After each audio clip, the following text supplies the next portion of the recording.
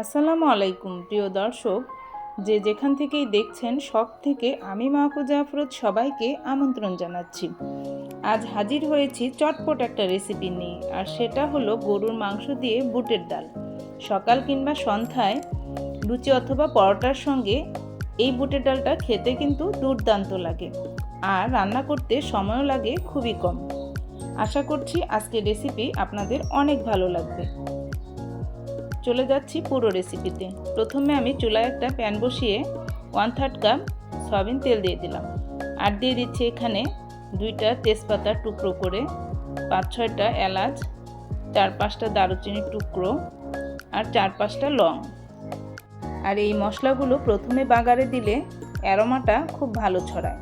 আর এখন দিয়ে দিচ্ছি আমি 1 চা চামচ লবণ। লবণটা দিলে তেলটা আর ছিটবে না। হাফ কাপ পেঁয়াজ কুচি দিয়ে দিলাম। পেঁয়াজগুলোকে এখন আমি একটু ভেজে নেব। আপনারা যারা আমার চ্যানেলটি এখনও সাবস্ক্রাইব করেন নাই, প্লিজ আমার চ্যানেলটিকে সাবস্ক্রাইব করে আমার পাশে থাকবেন। আমার রেসিপিগুলো ভালো লেগে থাকলে প্লিজ একটি লাইক দিবেন।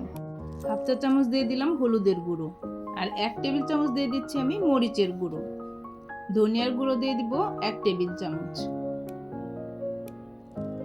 রসুন বাটা দিয়ে দিব আমি 1 টেবিল চামচ। জিরা বাটা দিয়ে দিব 1 টেবিল চামচ। আর আদা বাটা দিয়ে দিচ্ছি 1 টেবিল চামচ। সমস্ত মশলাগুলো আমার দেয়া হয়ে গিয়েছে। অল্প একটু পানি দিয়ে দিচ্ছি মশলাটা যেন পুড়ে না যায়, সেই জন্য। আর মশলাটাকে আমি ততক্ষণ পর্যন্ত কষাবো যতক্ষণ পর্যন্ত মশলাটার ভিতর থেকে গন্ধটা না গিয়েছে। সব মশলাগুলো আমার খুব ভালোভাবে মেশানো হয়ে গিয়েছে। এখন আমি মশলাটাকে কিছুক্ষণের জন্য ঢেকে কষিয়ে নিব, তাহলে মশলাটা খুব ভালোভাবে কষবে। মশলাটা আমার কষে গিয়েছে, উপরে তেল ভেসে উঠেছে, তার মানে মশলাটা ভালোভাবে কষানো হয়ে গিয়েছে। 1 কাপ ডালের জন্য আমি 300 গ্রাম মাংস নিয়েছি, আর মাংসগুলোকে ছোট ছোট টুকরো করে খুব ভালোভাবে ধুয়ে রেখেছি।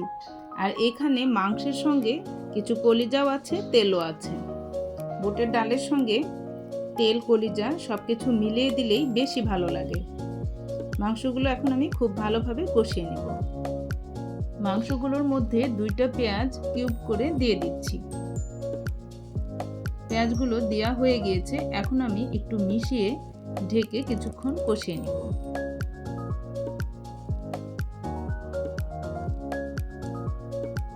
কষিয়ে নেওয়া হয়ে গিয়েছে, এখন আমি মাংসটা খুব ভালোভাবে সেদ্ধ হওয়ার জন্য কিছু পানি দিয়ে দিব। পানিটা দিয়ে আবার আমি ঢেকে দিচ্ছি। ততক্ষণ পর্যন্ত রান্না করব যতক্ষণ পর্যন্ত মাংসটা খুব ভালোভাবে সেদ্ধ না হয়েছে ততক্ষণ। মাংসটা ভালোভাবে প্রায় সেদ্ধ হয়ে গিয়েছে। এখন আমি এখানে সেই ডালটাকে দিয়ে দিব। আর এই ডালটা আমি 30 মিনিট পানিতে ভিজিয়ে খুব ভালোভাবে ধুয়ে নিয়েছি। ডালটাও কিছুক্ষণ কষিয়ে নিব।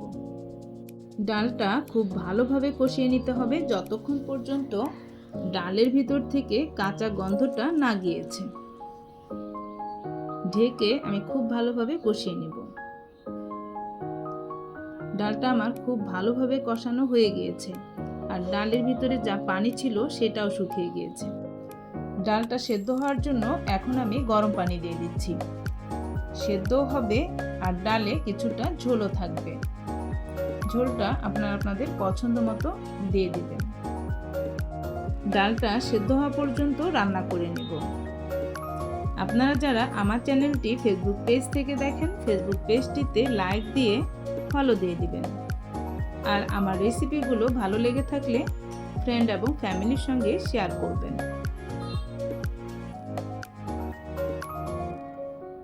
ডালটা আমার প্রায় হয়ে গিয়েছে। এখন আমি এখানে কয়েকটা কাঁচামরিচ ভেঙে আর কয়েকটা কাঁচামরিচ আস্ত দিয়ে দিলাম। ডালটাকে এখন আমি চেক করে দেখব ডালটা সেদ্ধ হয়েছে কিনা। ডালটা খুব ভালোভাবে সেদ্ধ হয়ে গিয়েছে। এখন আমি 1 মিনিটের জন্য ঢেকে দিয়েছি, যেন কাঁচামরিচের ফ্লেভারটা খুব ভালোভাবে ডালের মধ্যে ছড়ায়। 1 মিনিট হয়ে গিয়েছে। এই অবস্থায় আপনারা ডালটার টেস্টটা চেক করে নেবেন, লবণ ঠিক হয়েছে কিনা। আমি চেক করে নিয়েছি, লবণটা ঠিকঠাক হয়েছে। এখন আমি এখানে কয়েকটা শুকনো মরিচ ভাজা দিয়ে দিলাম। আর এই শুকনো মরিচগুলো আগে থেকে আমি ভেজে কৌটায় রেখে দেই, যেন কাজের সুবিধা হয় সেই জন্য।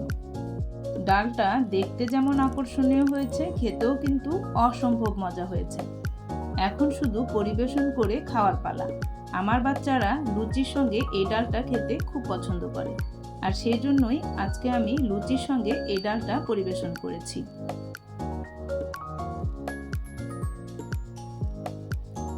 অবশ্যই আপনারা এই ডালটা বাসায় রান্না করে আমাকে কমেন্ট করে জানাবেন আপনাদের কেমন লেগেছে। আজ এখানেই বিদায় নিচ্ছি। আপনারা সবাই অনেক অনেক ভালো থাকবেন। আল্লাহ হাফেজ।